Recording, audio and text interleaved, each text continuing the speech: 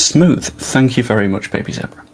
Yeah, I thought it'd be good to have a little bit of a conversation about how it's not ideal to draw to Luton, and especially when you're fairly sure that we should have won it and it feels like a loss. So I just thought it'd be a good idea to have a little bit of a chat, a little bit of a therapy. Although I'm not Paul from the Leeds Therapy, apologies about that, and a little bit of a discussion about what we think the problems are, how we think the team can solve them, ideally before Tuesday. But if that's not doable, that's not doable. And also have a little bit of a play with my new ring light, because it's not a ring light. No. I've gone a little bit fancy. It's an LED panel. I know, it's great. Example. Orange now. And we're back to blue. And it's really bright now. That's quite tough. And it's black. It's so good. I love this thing. Let's get it back to its original settings. But we've got quite a lot to discuss in terms of what's going on here, because that was massively unpleasant. If anyone's got any strong opinions, by the way, make sure you shout them in the comments, because that is always much appreciated. Helps a little bit of a conversation go on. And I'm going to start with a point that especially came to mind after the goal we conceded, right? And it's a bit of an annoying point. And it's one where earlier in the season, I was saying to a few people, includes Joe, I think, that I specifically had this conversation with first. And it went along the lines of, we'll find out at the end of the season if Daniel Farke is doing rotation right. We'll find out at the end of the season if we're managing the squad properly. And for the most part, I thought we were. All through the season. And then things continued to evolve. And then we got into the situation that we are in now, at which I think when it comes to the rotation of the squad, we're now in a position where it's a bit, we've maybe knacked it at this stage. Because the specific example I'm going to use is Tanaka. Goal that we conceded. Nonto loses the ball. That's going to happen from time to time. That isn't always the biggest of problems. It's completely fine. What isn't fine is what comes next. What isn't fine is the fact it's followed by Tanaka not like taking the ball and being like, it's okay, I'll play it safe, I'll put it out of play. It's followed by Tanaka holding the ball and being like, I can probably get out of this. So he tries to feint one way, tries to feint another way, and just loses it. And that is when we get hit with an incredibly fast counter from a Luton side that are fairly decent at the transitional stuff. We say that they're not like a good side, and that's fair enough. 1 second, I'm just going to close the window because it's messing with my light balance. The bugger. There we go. Lovely jubbly. Yeah, so we can say that like the loss of the first goal is down to bad set pieces or Nonto lost the ball, but for me, it's Tanaka being just tired. I think a more switched on version of how Tanaka goes, I'm almost certainly losing this ball, and plays something safe, just launches it back to Darlow or something along those lines, but he didn't, because I feel like we've not done enough chopping and changing and switching of players throughout the season up to this point now, which means that some key like names in the side are just tired, exhausted, not able to do what they're doing. 1 quick second, just got a little bit of feedback that I got to check.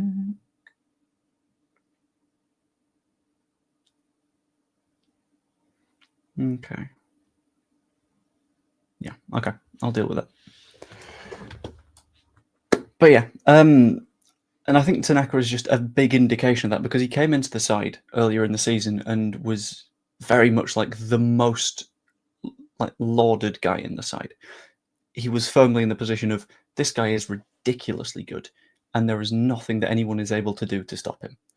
And it's slowly evolved as the season goes into a position where it's more, he's got a mistake in him. Which isn't where we want to be right now, is it? it's significantly more. And this isn't like a bad thing for these players, but he's more on like a Gruev level where you're like, you can or you can't do without him. Whereas earlier in the season, Tanaka was, you cannot play a game of football without Tanaka because he was that good. And I think he's been that good and he's been undroppable, which means that Daniel Farke has not dropped him at any point, which means that he's not had any time out of the squad. Like when we've been rotating Rothwell for Gruev, for Rothwell for Gruev, for Rothwell for Gruev, those players have been getting a rest. But at no point have we gone, how about we just do both at the same time and then Tanaka can spend a game on the bench? And at the time, I was thinking, fine, if they're fit and healthy enough right now, go for it, let them play. But that's evolved a touch into being in this position of, well, now Rothwell's hurt, because that's going to happen from time to time, and Tanaka's less fresh, which is a problem. And I think the same thing is what has happened to Manor Solomon. Robbie, I will get to your question in a few minutes. I've starred it, so I'm definitely keeping an eye on it. But Rich has a pretty good point that Solomon needs dropping more than anyone, including Aronson. I partially agree, but I think the term dropping isn't the right one. Because over the last few weeks, I've been sort of saying, like, maybe I'm seeing the point behind leaving out James and leaving out Solomon. Because they just need a little bit of time, especially after that international break. People were saying before the international break, let's give them a couple of games. And now we're after the international break where they played more games of football and they're still going. And I know that someone I will be talking to in a few minutes over on Only Leeds Bros, because guest week is continuing in spite of this. In some groups chats, was not the biggest fan of Manor Solomon at the weekend, but I think everyone would agree that that chance that he missed is one that you cannot miss. If you're missing that opportunity, you shouldn't be on the pitch, realistically. Like, sure, Bamford's missed those. The issue with that is when Bamford has missed those, it's been immediately, get him gone, get him out. Solomon's missed it, and we're yet to see the outcome. And if the outcome isn't we're giving him a rest, then I don't know what we do. Because I feel like finishing that chance is something that the vast majority of even like Sunday League players get right. And this isn't me actively critiquing Manor Solomon and saying Manor Solomon isn't good enough for this side, because Manor Solomon, when he's fit and healthy and great, is a fantastic player. But, and it's a big but, when Manor Solomon is tired and struggling, then he is less of that fantastic player. Then he is going to miss those chances. And that tiredness that was allowed to set in with Manor Solomon is, if we don't go up by a single point, I'm going to look at that and I'm going to think, everyone could see he wasn't quite at it in that match. Which is kind of not good. And yes, I will also be looking at Malia before people say it, but I'll also be looking at Aronson missing that chance against Portsmouth on the first day of the season. I'll be looking at all of the mistakes, because every single mistake matters in the Championship, because it's a stupid league where everything is really tight and close together and indecipherably difficult. And I feel like, weirdly,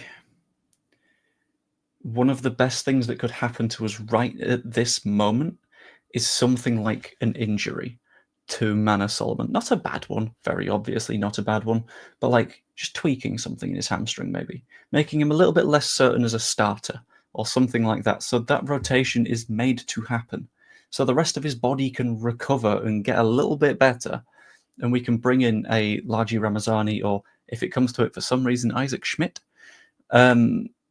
And then they can come in and be full of energy and be like, you know what I need to do? I need to prove a point now.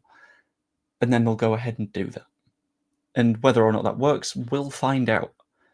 But it's worth trying at this point, right? It's not worth the sort of continuation of, we'll just keep on with the same side, and then ideally things won't go wring things have gone wrong.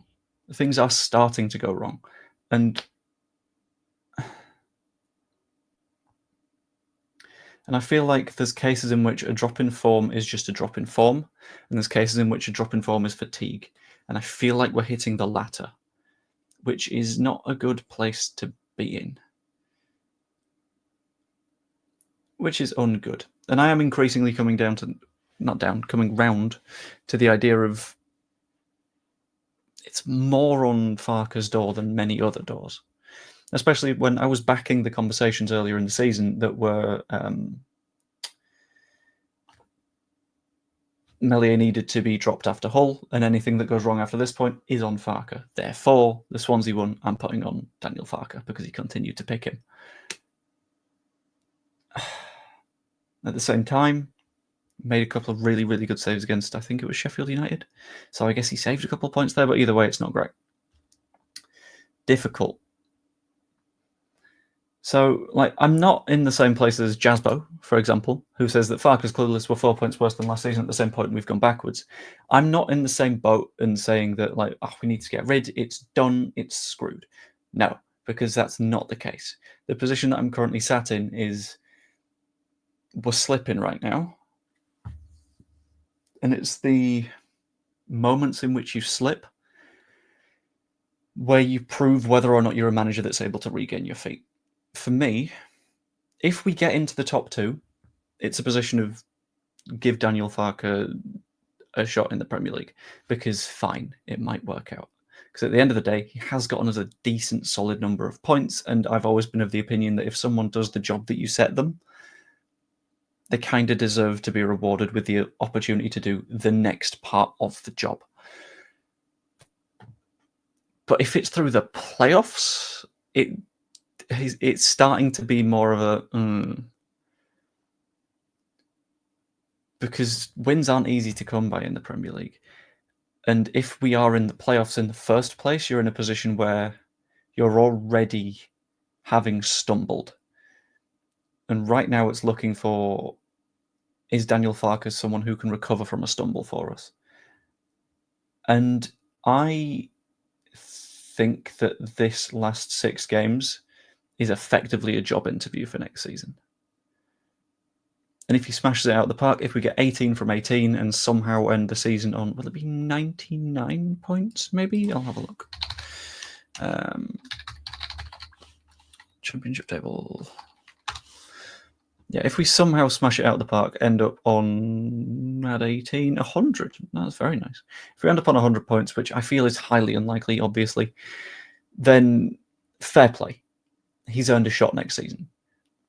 But if it's through the playoffs, and if it is a drag, and if we make it as difficult as we can for ourselves, then I think it's alarm bells time. See what's available. So it's a big question mark, and on this, that he's not got the tactical nous required for the Premier League, etc., etc., etc. We don't know that. That's the thing. The Premier League is a completely different game. There will be teams actually trying to beat us and play against us rather than playing for points. And that's kind of where we do better. We do reasonably well when we're in a position where other sides are like, no, we're actively going to press you back and see what we can do. So I think if we do go up automatically, give it a shot, 6 to 8 games maybe, and find out. And this is fair. This is completely fair. But my counter to this is the extent to which he wasn't backed at Norwich is abysmal. The extent to which he wasn't backed at Norwich is his best signing in that first season was Sam Byram. If any team, anywhere, ever, gets promoted and their marquee signing is a fullback for £6 million, you sort of look everywhere and go, that's horrific. That's very bad. He's managed Norwich in the prime. Lack of team investment isn't an excuse because he's not working, because it's not working now with the highest wage in the Championship. Is it still the highest in the Championship? I knew it was last season, and fair enough, didn't get us up last season. But this season, I'm not sure. I think it might be a Sheffield United or a Burnley. It's a good question either way. I don't know. A very quick favour to ask, by the way. If you haven't yet, I would hugely appreciate if you could pop a like on the stream just to help keep things going. That'd be massively appreciated. But yeah, and a little bit of the thing is like, what is good to be able to do at these stages, at the stages where you are in between matches and one of them's gone wrong and you're going into another high stakes match, is maybe ideally have a little bit of time to think and to look over things like data and tactical shape and all that kind of stuff and think, what is it that went wrong? Because whilst I'm here sitting and saying, well, Tanaka gave the ball away in a silly manner, I think he's tired, they've got the numbers to back that up, probably. On the contrary, this is, you get Sunday, Monday, and then you're playing Tuesday. 2 free days to work out what you want to do against Borough. One of those is a recovery day, which means that you've got 1 day to instill a tactical plan into a side going into a match, which is not great, especially when it's an away match and you've just come back from, people are going to hate me for saying this about Luton, London.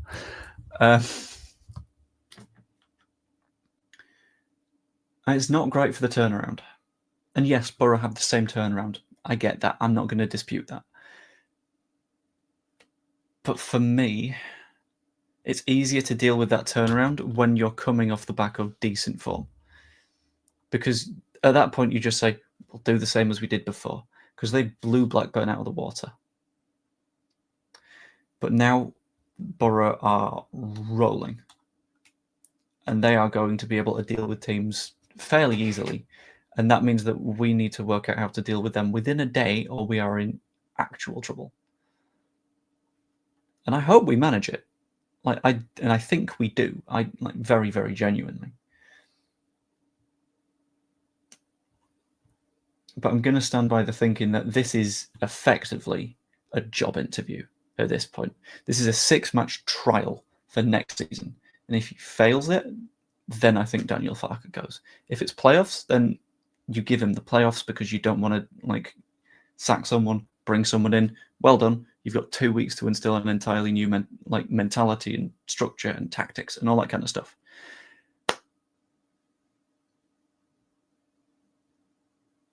But it's difficult.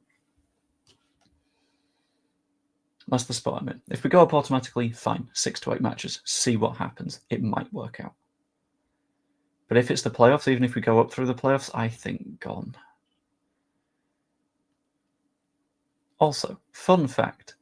Most of the time in advance of a stream, I will write some bits and bobs down on a sheet of paper and say, I need to cover this, this, this, this, this. This is my general message for the stream. For this one, I went a completely different direction. For this one, I decided to sort of take an approach of, also, I've just seen this one. Evening, Dave. I don't know if I responded to that one, so I was just making sure. But for this one, it's...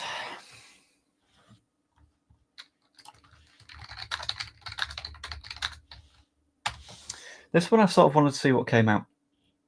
I wanted to see where I would end up if I was just reasoning my way through the match without knowing where I was reasoning to.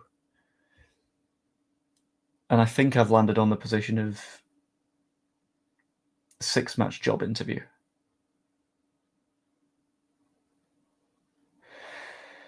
Which is a weird place to be, I think. And it's a weird place for the players to be as well.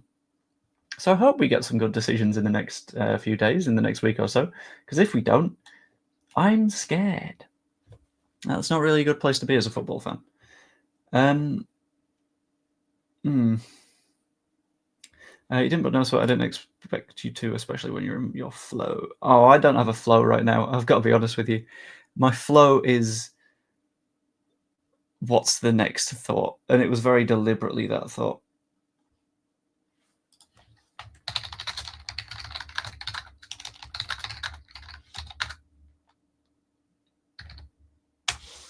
I've seen enough to not want Farke in the Prem. Weirdly, I'd keep him if we don't go up. Do you see, this is, I think, odd. So earlier on, I was like thinking back to what the start of Farke's tenure was like. And it basically began with Farke and the 49ers saying, this is a 2-year project. Which at the time, everyone was like, that's a little bit spooky, but okay. And it ended up being, fair enough, actually a 2-year project. But if you're someone that's hired to complete something within a 2-year time span, and then you're like, 2 years are up, it's not happened, can I have a third, please? It's fair enough for an employer to go, actually, it's out you pop.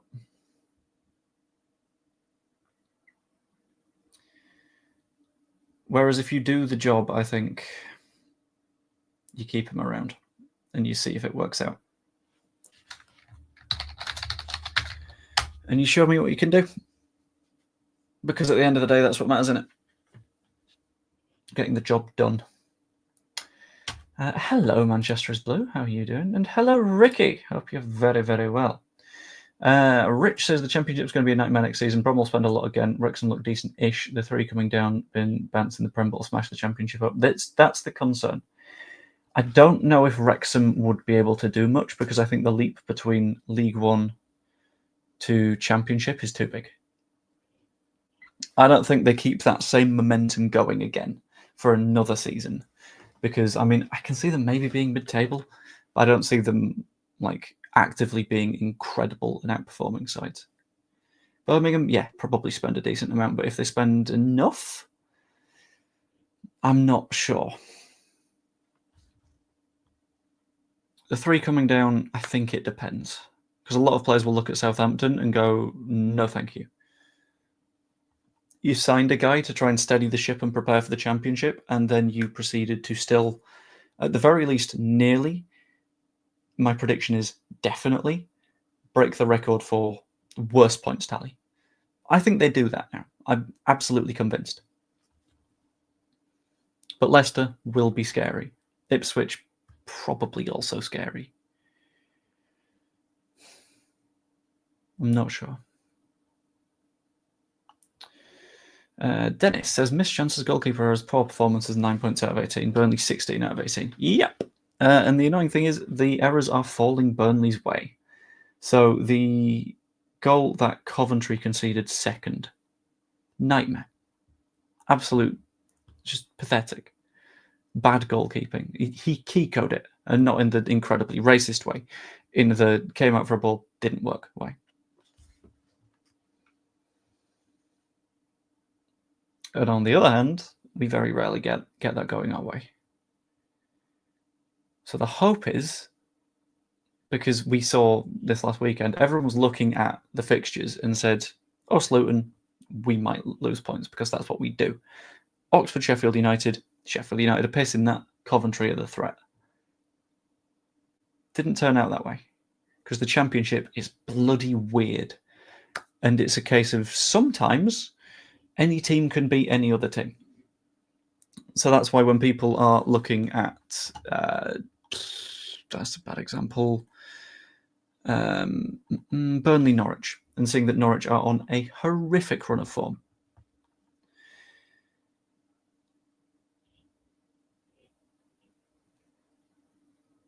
Norwich might do something. Or Plymouth, when they play Sheffield United, might do something. Because I think it's the surprises that are going to be taking the points for the rest of the season, which is why, weirdly, I feel a little bit okay about Borough.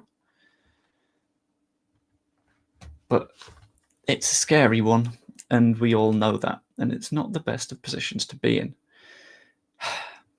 Anyway, I'm going to hop through a little bit more of the chat. Wrexham and Brum will have PSR to deal with next season. That's a point, yes. PSR kicks in at the Championship, whereas below that, it's at the very least different. I don't know if it just doesn't exist. I'm not sure. So that could be an issue for them. But Wrexham will potentially be able to argue that their revenues are massive because Disney. So it's hard to say. Chris believes that Daniel Farke has to go at the end of the season, then depending on which league we are in, get the right manager. I think I agree-ish. I'm now I've now made it my point that I will permanently stick by. That if it's the playoffs, then sod it, keep him around a bit. If it's not the playoffs and it's automatic, other way around. If it's automatic, keep him around like 6-ish games, something like that. See how it works. Go further. If it's the playoffs, no matter what, I think you say, okay, we're moving on because we need something a little bit more solid. If it's not promoted, he's gone anyway. And that is my explanation on this as well. In terms of right now, as in at this very moment, yeah, because I still think like a sacking at any point before the very end of the season doesn't work, because no manager at this point has the opportunity to implement new tactics. And at that point, you're also having to pay Farke out of his contract. Whereas, like, in all likelihood, there's a failure to get promoted clause or something along those lines that acts as a break clause that at the very least makes it significantly cheaper for us.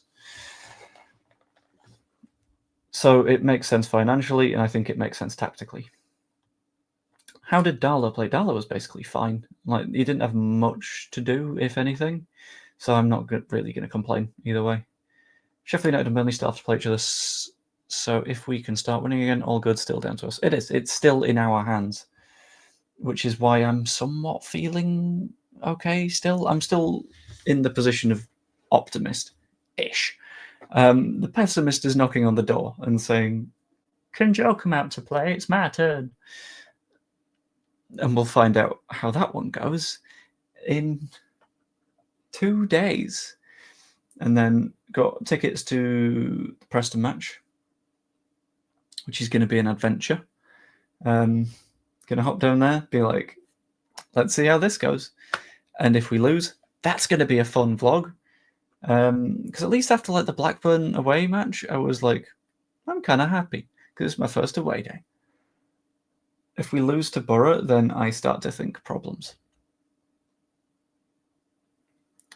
Not on about him going now, but you should certainly go at the end of the season, even if we're promoted. I'm going to stick by my if we go up automatically. Because I think these are the moments where a manager proves themselves. And if after a stumble like this, we're able to recover and get enough points to get across the line and do so impressively, fair enough. Earned it. If we just stumble and fall our way into the playoffs and we scuff our way through them, and we end up promoted like that, then it gets a little bit like, okay, we call it a day now.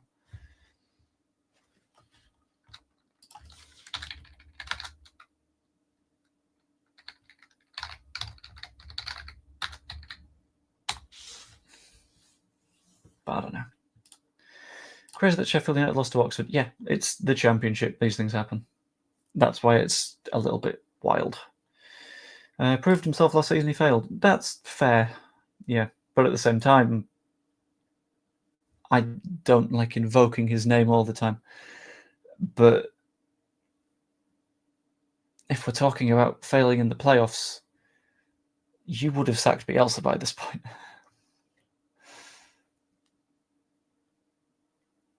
Because he also failed in the first season. My headphones just went beep beep and turned themselves off. Fantastic. That's because I got no noise going through them for the last half an hour or so. I'm going to quickly fix some settings on my headphones. So that's going to be nice. It says, but my gut says we don't go up. I still think we do.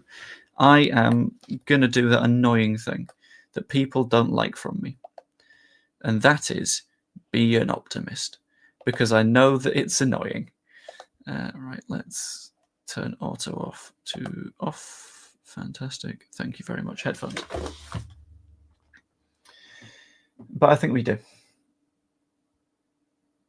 And if we don't, fine. That's okay.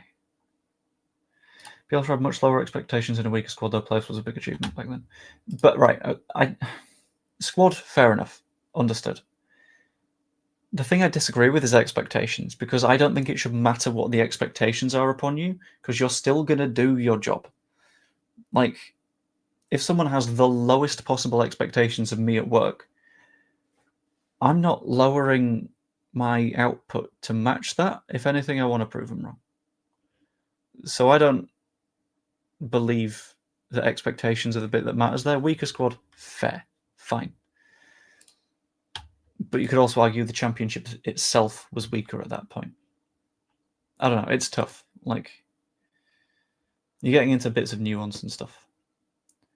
Bielsa didn't fail. He improved the squad beyond all recognition. This is fair.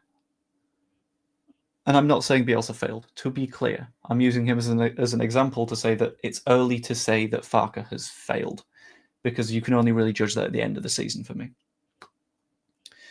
Because, like, if you rejig the order of the season and you say, well, we played these games earlier and we played some other games later, and we win whatever's left, then we're up. And we're up as champions, probably, with 99 points. And if you get 99 points in the Championship, it's very hard to say, yeah, you deserve to be sacked. So I'm waiting until the end of, at the very least, the normal season before jumping to any shouts like that. Well, who knows? Hard to say. Anyway, I'm going to whack us over to one of our favourite places. I'm going to take us to Questions Corner for a minute. Whilst I do, I've got the hiccups now. That's good. I'm going to point out that down in the link below, I have forgotten to put the link to the charity match. But if you go to leedscreatorcup.com, you can get tickets for the charity match that is coming on the 20th of July at the John Charles Centre for Sport. The day before that, you'll have seen us play against Scum, which means that on the day itself, you can go from, oh, I don't like either of those, well, not that, I only like one of those teams, to, I like both of these teams. So, if anything, you might enjoy that game of football more than the average game of football because you like everyone involved. It's great. And also, go to back4.shop because there's a bunch of merch and stuff, and it's genuinely very, very nice stuff. Like, I'm in the process of considering what the hell to get myself because it's all really good. I love it all. Thank you very much, Baby Zebra. Helpful moderator. Much appreciated. But we got some good stuff. Let's have a look through the rest of the chat for a minute. Told you about this manager 1 year ago. You were laughing at me when I said keep Sam Allardyce in. Yes, and I will continue laughing at you because there is a reason that Sam Allardyce is a podcaster now rather than a football manager. But it's leedscreatorcup.com. You can't find the lineups yet. This is because I will be doing a final big announcement on lineups on roughly the 1st of June. I say roughly the 1st of June because that's when I need to put in the order for the kits. So that's when the teams are solid. And I don't want to, like, from this point, advertise people that aren't going to be there. So, for example, we did the draft and that sort of set the basis of the teams. But since then, we've had a couple of people drop out because of injuries and, like, pre-existing things that they are doing, which is a problem. But it's fine. You'll get there. That's what counts. Only Wicko is the fastest manager to get to 50 wins. He's deserved a chance at the Prem. This is also where I'm sitting. Yeah. Do you remember the original question? I do. So we don't know about Pascal Stroup's injury yet. I believe there will be a presser tomorrow because it tends to be 48 hours before the match, but it's a little bit tight to get it done today because they will have been travelling back. Probably. In terms of replacement, you probably just go straight Voba because Tanaka tired, we've seen that. Rothwell injured. Gruev, which means that you probably can't slip Ampadu backwards. Rothwell, by the way, genuinely feel like would have done an incredibly good job against Luton. So it's a bit of a shame that we didn't have him, but that's fine. I'm going to get through the rest of the comments and then I believe call it there.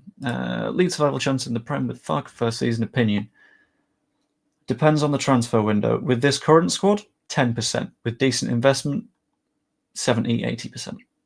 It depends on the window. Our fate will go down to the last day of the season. I hope it doesn't. I hope it goes to Bristol and I hope I'm able to get tickets to the Bristol match because that would be spectacular. Oh, you tease. Looking forward to it. And yeah, I understand. I'm glad you're looking forward to it, as am I. Thank you, by the way, Dave, for becoming a new member. That is fan-dabby-dozy, and massively appreciate it. If anyone also wants to become a member, it's 99p for a month. You get a bunch of videos and stuff early. Not right now, because I'm currently doing 2 channels. I'm doing mine and only Leeds Bros, so I've not got really time to do video and stream on my own channel.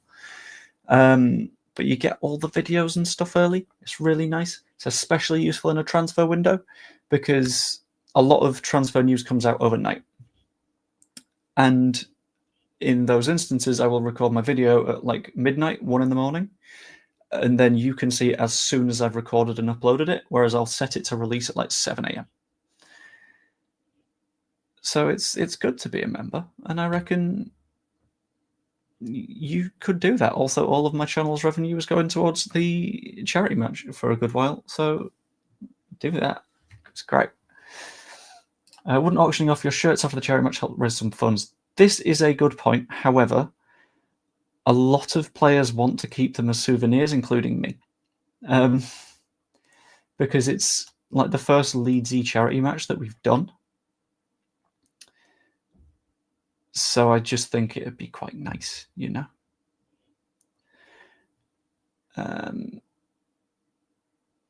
There is a world in which I do a couple of spares. Yeah, depending on cost, I might get a couple of extra shirts printed and then get people to sign them and then auction those afterwards. That could be nice. That could be fun. But we'll see. We'll work it out. Something like that could be nice. Southampton relegated. We lost them twice last season, 3 times. And yeah, but at the same time, we will have another transfer window. They have had a transfer window. They have been horrific in the Premier League. Hard to tell. Joe, do you think Bam Bam starts at Borough? This is where I say the controversial thing, isn't it? I want Bamford to start at Borough. He offers something that Peru doesn't up top, and that is a number 9. We need it. I would have no hesitation picking Voba. I'd be on the fence. I wouldn't be happy about it, but I would probably pick him. Fate will go down to the last day of the season. Bamford scoring the winning goal for our promotion. I hope so. That would be spectacular. Luton player was unmarked for the goal. He was, which is kind of a shame. You give Farke too many lifelines. He's so limited as a manager.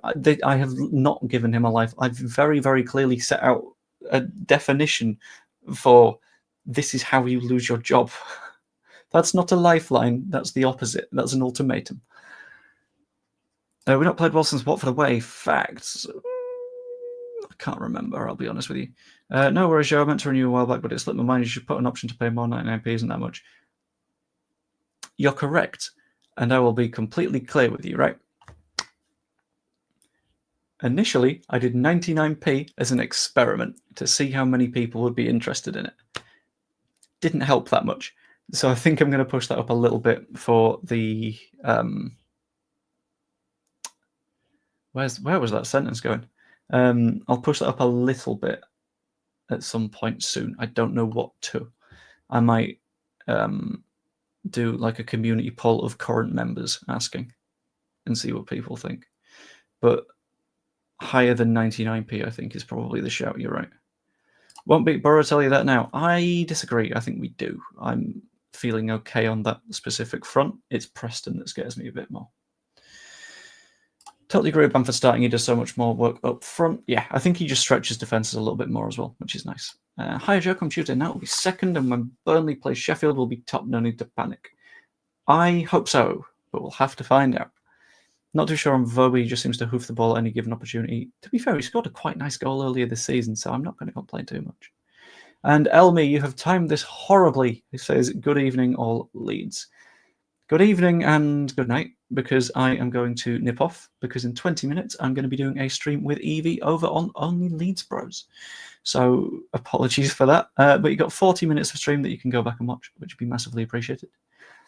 Hope everyone enjoyed. If you did, pop a like on the stream. That's always massively appreciated. Helps the channel out quite a lot.